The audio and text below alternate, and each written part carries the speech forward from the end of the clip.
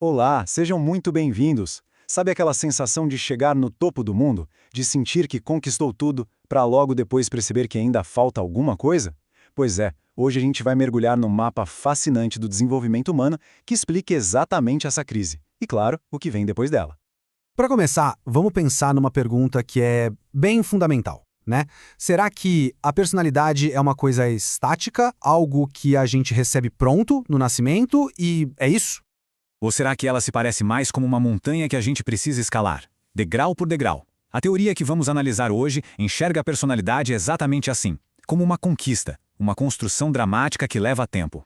Bom, então vamos começar a nossa escalada. A primeira grande montanha que todo mundo enfrenta é a da chamada normalidade. O objetivo aqui, veja bem, é construir um eu funcional, um eu maduro. É uma jornada que cobre as primeiras 8 camadas da personalidade.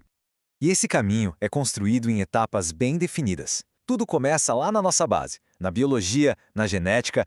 A partir daí, a gente avança para o mundo complexo das emoções, dos relacionamentos. Depois, vem o aprendizado de navegar na sociedade, de entender nosso poder pessoal e assumir papéis sociais. E o cume de tudo isso é a formação de um eu maduro, um eu integrado. E lá no topo dessa primeira montanha, na 8ª camada, a pessoa alcança o que chamamos de maturidade. Ela consegue contar a própria história de vida de forma coerente, tem um caráter estável, tem consciência de si. Para muita gente, aqui seria o fim da linha, o objetivo final, missão cumprida. Mas é exatamente aqui que a história dá uma virada. O que acontece quando chegar ao cume não é o bastante. Quando a própria sensação de ser uma pessoa completa se torna um limite. Essa, meus amigos, é a crise da 8ª camada. E essa é a grande questão que aparece nesse ponto. E se essa estabilidade toda, essa identidade de sucesso, for na verdade uma gaiola? Uma gaiola que impede um desenvolvimento ainda maior. Essa conquista das 8 primeiras camadas forma o que a fonte chama de personalidade empírica. Pense nela como o eu que foi esculpido pela experiência, pelos hábitos, pelas circunstâncias. É um eu forte, funcional, sem dúvida, mas que é, na sua essência, um resultado do passado. Ele é definido por tudo o que já aconteceu até então. E é justamente a insatisfação com ser apenas um produto do passado que abre a porta para uma segunda escalada, um desafio totalmente novo. É o salto para a camada 9. E aqui o eixo da existência muda, radicalmente. O foco deixa de ser o próprio eu para se tornar um serviço à verdade.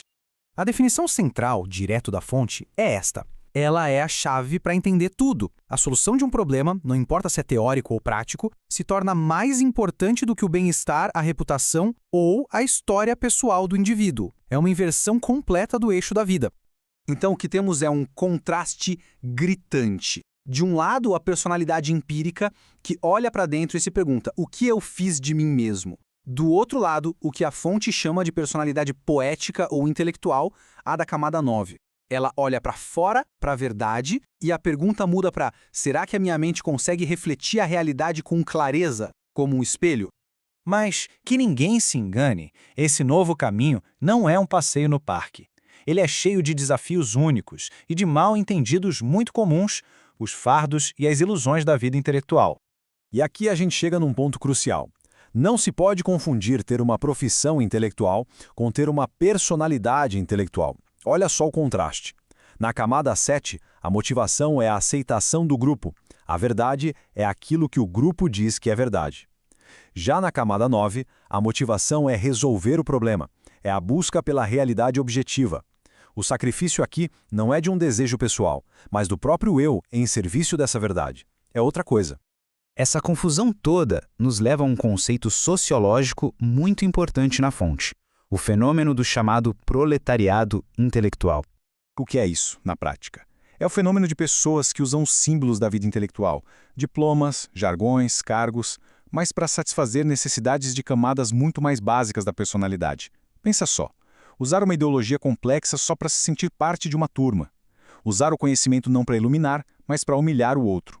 Ou tratar a ciência não como uma busca pela verdade, mas só como um emprego para pagar as contas. É a casca da camada 9 com o recheio das camadas de baixo. Agora, um ponto importantíssimo. É preciso entender que a camada 9 não é o destino final. Muito pelo contrário. Ela é vista como um portal, como a fundação necessária para o próximo e decisivo estágio de desenvolvimento, uma vida moral genuína. A progressão lógica aqui é muito clara. Primeiro, na camada 9, a pessoa precisa desenvolver a capacidade de ver a verdade objetiva, aquela que existe independentemente de opiniões pessoais ou de grupo.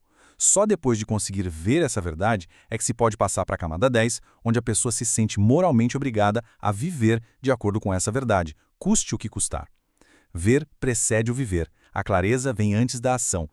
E essa frase resume de forma brilhante a importância dessa fase. A camada 9 é o momento em que um ser humano deixa de ser apenas um efeito, um produto da sua biologia e da sua história e começa a se tornar uma causa ativa do futuro, através da sua inteligência. E assim, a gente encerra com uma reflexão. A pergunta que talvez defina o coração da camada 9. Para além do próprio conforto, da reputação, da história pessoal, qual verdade valeria o sacrifício de tudo isso? Pelo que se abriria a mão do próprio eu?